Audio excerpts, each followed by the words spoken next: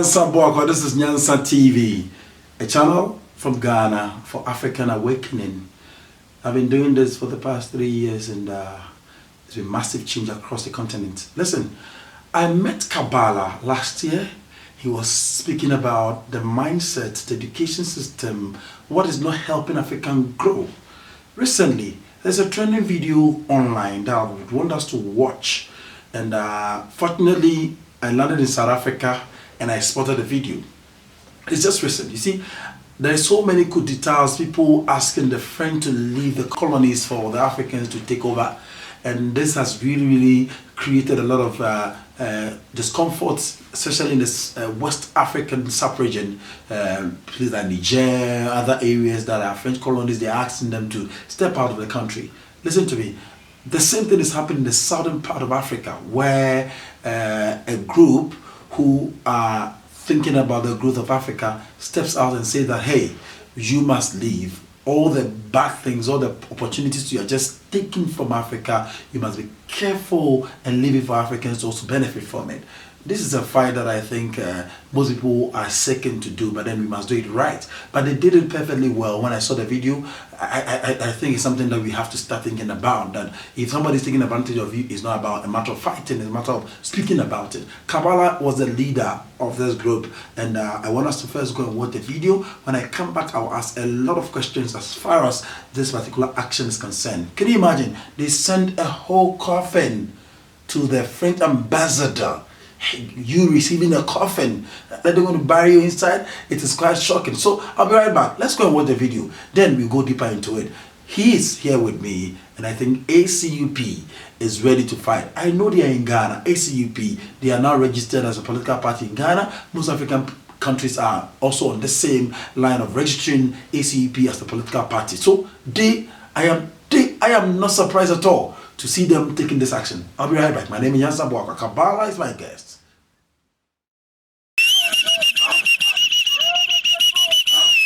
We are here at the French embassy to make our declaration as the African Continental Unity Party. We have a beautiful gift for the French ambassador. That's the gift right there. That's the gift that we have for French ambassador and for the entire French system in Africa. We want to say we are tired of French imperialism. This is a symbol of all our deaths that French has killed by sanctions, by war, by imperialism. And we're coming with this gift to deposit here and to say it's done with the imperialism. Before we give you this beautiful gift that you're going to have to give to your boss, the ambassador. The reason why we are here, sorry? I think it was No, this is all the gift. These are the gift. And I'm going to explain to you the reason why. Christmas came early, my brother. All the people that you see here are students. But the most important thing is that they don't know what to expect in the future. But the French kids who are going to school just like you, they know already when they finish the school, they have a job, they have a house, they have a lot of things, right? And what makes that possible simply because France, since 1960s, has been exploiting 14 countries in Africa, taking $400 billion out of Africa to prepare the future of French children. Why the African children like you, out of school, you don't have a hope. You don't know what's going to happen when you finish the school. That's why we are here in this generation, where we say we are at the point of no return, where we say that is a unity of Africa, and it is the time that Africa is standing up to rebuild itself as a global power base. And in that process, we say France, America.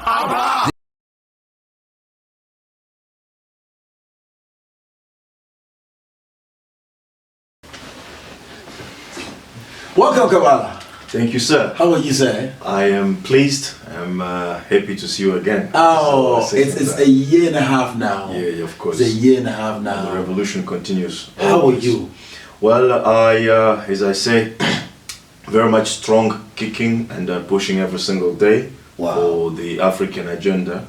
So that our objective is still the same, to rebuild Africa as a global power base. So I'm doing well, as you can see. Thank you. So you're from Congo. Yes. And you're based in South Africa. You've schooled here, you work here, and all that. ACUP is actually channeled a particular course of trying to make sure that the African benefits from the African soil. Why did you decide to go on such a journey? What came to mind? What really caused you to decide to say, let's go and tell them to do it right by sending the ambassador a coffin? Why coffin? Well, COFFIN, first of all, is a sentence to the French imperialism. You know, whatever that France has been doing in Africa has caused deaths of many lives of African people. France has been exploiting or exporting out of Africa about 400 billion per year, US dollars, I'm saying, from 14 countries in West Africa. And that money can be used to... Take your time and go back again. You said French has been doing what? Yeah, 400 billion US dollars. From Africa? Yes, taking out of Africa. How they do? We can, in simple word, I can say for African people to say thank you to France for giving us independence. That's the bottom line. Because for French colonies to say thank you to them, they have to give them $400,000. Yeah, because you have colonized us, you have exploited us for centuries. Now that you come to your mind, realize that we are barbaric and you need to cease or to stop oppressing us. For that fact, we need to pay you 400 billion US dollars a year, taken from those 14 countries. At the same time, the people from those countries are finding themselves with no job, no economy, no good healthcare service, no any social service that people deserve or that people need in a particular country, and they are therefore forced to cross the Mediterranean water to go and join Spain, Portugal, Italy, even France itself, where they find themselves, migrant those countries. And what is pushing them to leave Africa? Simply because of the economic situation in Africa, which is not good enough. And the money that France has been taking out of Africa can really be used to help these people to create jobs, to create economic conditions, and to cater for everyone in Africa. So these people, many of them die, in the water, trying to go and join, those countries. Some of them die hungry and die, in terrible conditions of poverty, you can name it, in Africa. So all of that has been a kind of a building up crimes that France has been doing or perpetrating against Africa. And every time, because they always do that under the pretext of Africa is corrupt, but every time when we get true leaders who are not corrupt, such as Sankara, they get killed. Leaders who really want to do for Africa, they get killed. So then the totality of all those crimes is what led us to go and offer an empty coffin and empty pod as well to French ambassador to tell them, okay, this is the sentence, or this is a symbol of your oppression, of your crimes in Africa and against African people, all the people that are dying as a result of your political economy in Africa. But the most important thing, as we went to the French embassy, was for the sanctions, because sanctions are just really adding on top of whatever that has been existing. I'll come to the sanctions. Tell us the basic way that the French is exploiting Africa now.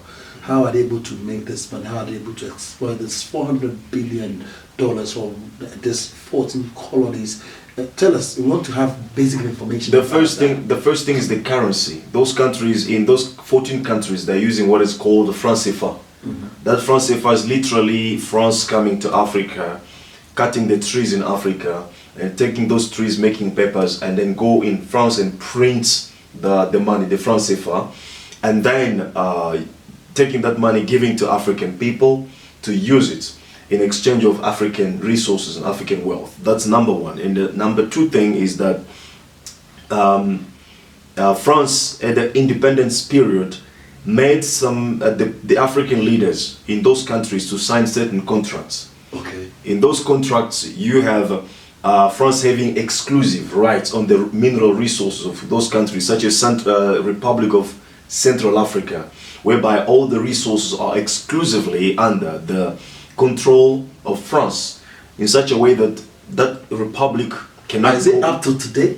Well, those are the things that are existing right now. That's the reason why you see. So the man. Exactly. So one of the harsh conditions of the contracts that France made African leaders to sign is such as if you discover any new mineral resource in your country that we don't know yet at this moment. That is, I'm talking about 1960s. Future. Yeah, you cannot even go and look for other partner that will come and then exploit the mineral resource or buy those resources. You firstly need to come to us as a French government. And if we feel like we are not interested in this, then you can now go maybe find the Chinese or other people who can be interested in the mineral resources that you have. So it means the French government made sure that the current resources of Africa of 1960s and the future resources that are being discovered even today should be under the control of French government or French people. And this control eventually secures the future of French children. But the future of African children is not secured. So all of this has been a number, or has been, how can I put it, a combination of crimes and barbarism from France that has eventually led us to go and to tell them that this is time now to stop with this politics. You followed the Niger events and other French countries who are voting against asking the French ambassadors and the people who have been sent to work back home. Mm-hmm. Is that what prompted you to take the action, or this is a separate thing that ACUP did? The most important thing that's really prompted us to take actions is the fact that certain African countries aligned themselves with France to punish these African people from Mali, from Burkina Faso, from Niger, knowing actually that these sanctions that they are supporting will harm actually and as they suffer, they will turn against the current leaders and then say, okay, you are the cause of our suffering. And at the end of the day, France will tell Africa, okay, you see you are suffering because of your own mismanagement of the resources, and nobody will think that this suffering we are going through is because sanctions that we opposed or that were posed actually on these people have caused the people eventually to riot against the leaders. Wow. So ACUP is a political party, an advocacy group that is seeking to research into why Africa is suffering and how the youth of Africa and the people of Africa can really rise on their feet again and take over the continent. What are some of the policies you're putting together before I go on into the gesture you gave to and why you did French ambassador as far as South Africa is concerned, not Niger and all those places? What are some of the policies you're putting in place to make sure Africa will come back on their feet? The first thing that we advocate and we are strategizing around is the question of power. Everything that we are doing, everything that we don't do is simply because of lack of power as African people. And every time you don't have the power, you are subjects to those who have the power. Okay. The world is not governed by democracy, by human rights, or by anything that you can think of. The world is governed by power. And whoever who does not have the power will always find themselves subject to other people's rule. Exactly, that's the situation of Africa today. When we talk about hunger in Africa, when we talk about unemployment, these are symptoms of a major problem, which is the power. And that powerlessness of Africa is based on the system of government that we have today. So what we are aiming for as ACUP, or the major policy that we are advocating, is the policy of reconstructing Africa, not on the basis of colonial foundation, but on the basis of Pan-Africanist ideas. Okay. Rebuilding Africa as a global power base. And I give you one simple example. In 2016, the military spending of Africa was $46 billion US. At the same time, the military spending of Russia was $60 billion US. You see the difference? Not really huge. Yeah. It's about $14 billion US. A very small difference. But when you look at the military capability, Africa is not even closer to Russia. Even at that time, Africa was not closer to Russia, right? Africa was far, far beyond Russia. Why? Behind Russia, sorry. Why? Because this money, we have not used it for the building of power. Because when you talk about power, the first thing that you need to look at is to build institutions. This money was used mostly to afford a comfortable life to the head of states, so that they can drive in armored vehicles, they can have mercenaries protecting them. But this money, if it was put together to build the security of Africa, would have been in a better space today, whereby we shouldn't have to worry about France, NATO invading Africa. We take any decision that we want to take, and we achieve that decision, because power, as I said, is the central piece of our struggle for African liberation and emancipation. And that power is nothing else except the ability of violence. When you say that the United States is a superpower in the world, when you say that France is a powerful country in the world, it's not because the United States have morality above African morality. It's not because French have the knowledge beyond what African know. No, knowledge belongs to everyone in the world. The reason why these countries are powerful is simply because they have the means of violence. They can inflict violence on other countries and destroy them. And if Africa wants to stand in the concert of nations toward the end of the 21st century, Africa needs to build its own means of violence. The same way, exactly, the same way. So you think violence is the right way to go as far as Africa, making sure that we take power is concerned? Well, you see, the world is in the hands of tyrants and violent people who cannot willingly let that power, or the power that they have, to be taken away from them without fight or without any kind of violence. And you must remember, we as African people, or any other people in this world that have been destroyed, they have been destroyed through violence. We were taken down by means of violence. Today we are Christians, we are Muslims, not because we wanted to be Christian or Muslims, not because of the Holy Spirit came and convinced us. No, it was first and foremost because of gun and violence. You must remember in Kenya, when Germans went there, even Britons, when they went there, they found these people having their culture and their traditions, right? And they started killing these people, and before they kill you, they will baptize you. Actually, they started by taking people from you, exploiting their lands to produce the food that they were producing, and then begin to forcing people to produce cottons, which was not in the culture of the people, and then put people into hunger. And when people start protesting, these people start killing other people in Kenya, and before they kill you, they will baptize you and they give you Christian name. So it was not given to us through democratic means. It was forced on us. So if people have used the power and violence to put you down, what then do you have to use in order to stand up?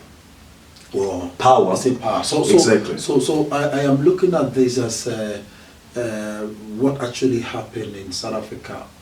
I saw this on social media when a group of people, that is ACUP, holding placards and carrying COFFIN and other stuff, speaking violently against an ambassador standing there, wondering what to do, handing over COFFIN to him. Tell me the symbolism of the COFFIN. What came to mind? What actually happened? What really caused you to take the action?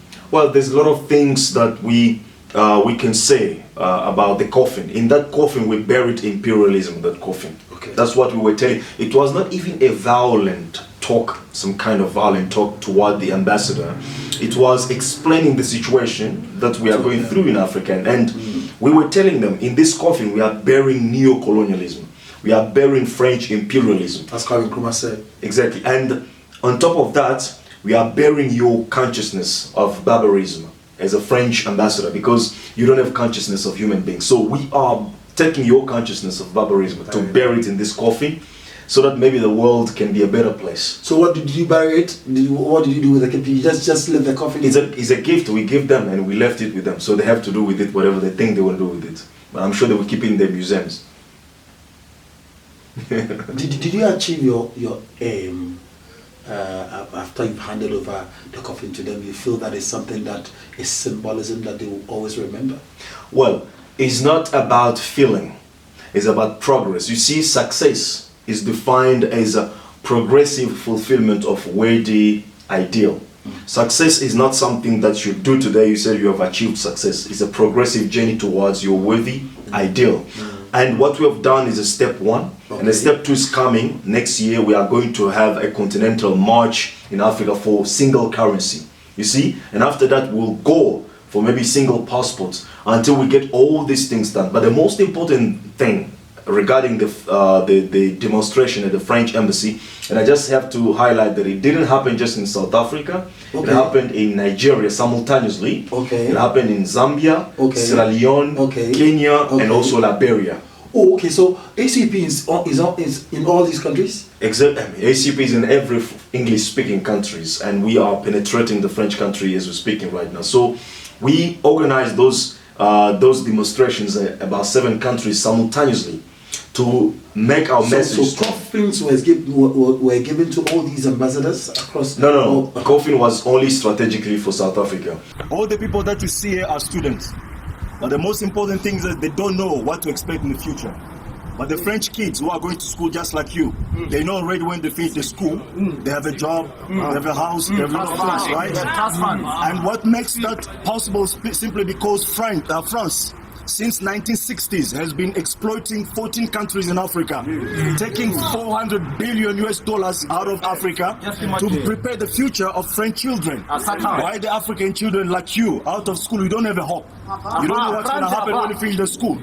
That's why we are here, in this generation, where we say we are at the point of no return, where we say that is a unity of Africa, and is the time that actually Africa the future of African children is not secured. So all of this has been a number, or has been, how can I put it, a combination of crimes and barbarism from France that has eventually led us to go and to tell them that this is time now to stop with this politics. You followed the Niger events and other French countries who are revolting against asking the French ambassadors and the people who have been sent to work back home. Is that what prompted you to take the action, or this is a separate thing that ACUP did? The most important thing that really prompted us to take actions is the fact that certain African countries aligned themselves with France to punish these African people from Mali, from Burkina Faso, from Niger, knowing actually that these sanctions that they are supporting will harm actually the common people, right? It's not gonna do, those sanctions cannot do anything to the elite, because the elites have the way to go, or they have the means to go, and if they are sick, to go and treat themselves in foreign countries. They have the means to afford best education for their kids. But what about the common people of Niger, of Burkina Faso, of Mali? And when we see other Africans stepping up to support France to go and put sanctions on another African country, it's something that we cannot tolerate in this period as we are right now, because it brings us back again to the square one, where we have been fighting for the division in Africa and for the puppet regimes in Africa to cease, so that we can build what we call Pan-Africanism. And this is exactly what happened in 2011 when Muammar Gaddafi was killed. It's because a number of leaders in Africa aligned themselves with the West against the Gaddafi, and today we know and we see the consequences of that action, and we cannot accept the same thing today. So what are some of the sanctions that really prompted you to do such a gesture, give such a gift to the French ambassador here in South Africa? What were some of the sanctions that I want to know the specific sanctions that you put on those countries like Niger? What are the sanctions? Basically, economic sanctions, trade.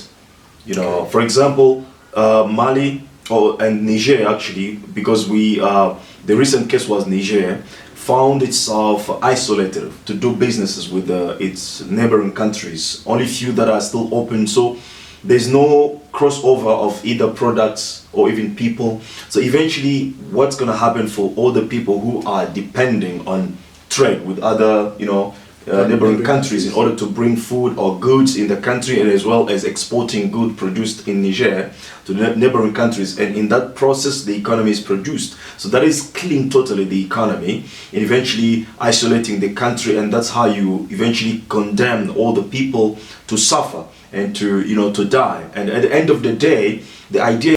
So in Kenya, when you do that, they'll put you down.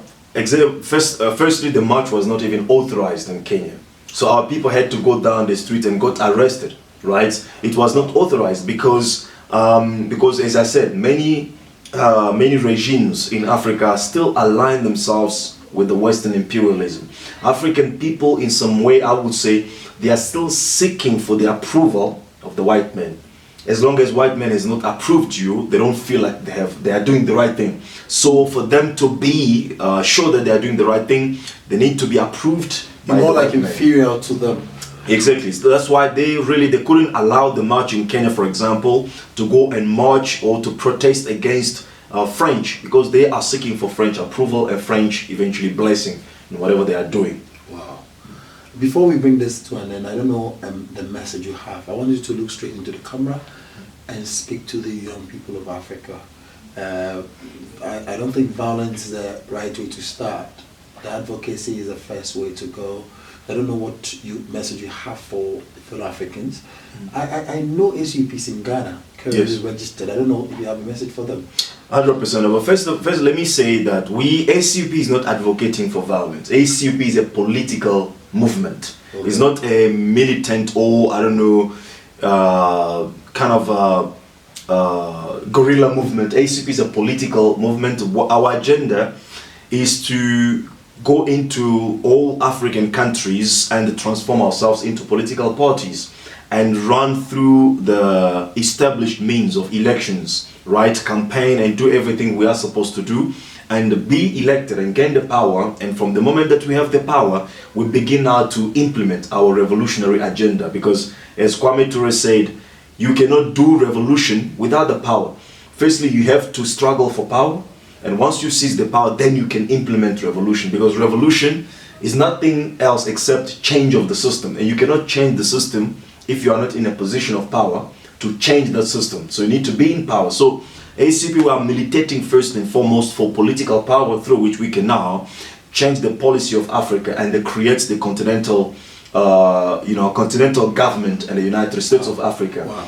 Now, the message I have for Ghana, before I finish, is that if you are in Ghana and watching us now, please look for ACUP. You can even Google ACUP, African Continental Unity Party. You will find our information in Google and reach out to us. We need all of you. We need everyone. This is no longer a struggle for a type of people or elite kind of a struggle. This is the masses struggle. We call the ACUP the agenda of the people, or the people's initiative. It's because it's our struggle as African youth. And importantly, I'm ending here. We in this generation, we are the key generation to change things for better.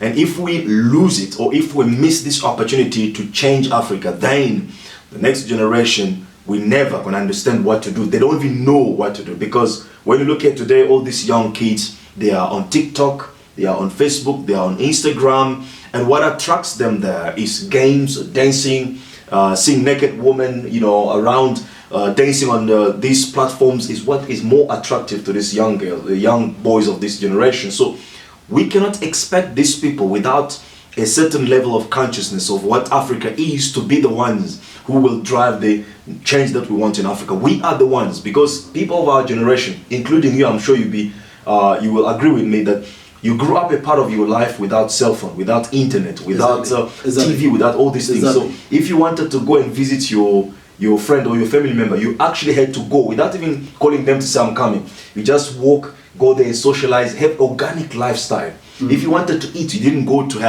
have to go to KFC, McDonald's. You cooked the meal, organic meal. You see, that kind of life built in you a level of patience. If you want to do something, you have to be patient. You prepare something from scratch, you build it up, and then you achieve the goals. But today, with the kids if you want any answer, you go on Google. You get things instantly. The convenience lifestyle is what is taking over the world. Exactly. They don't have patience, so they don't know how to build something from scratch. And we're speaking about rebuilding Africa.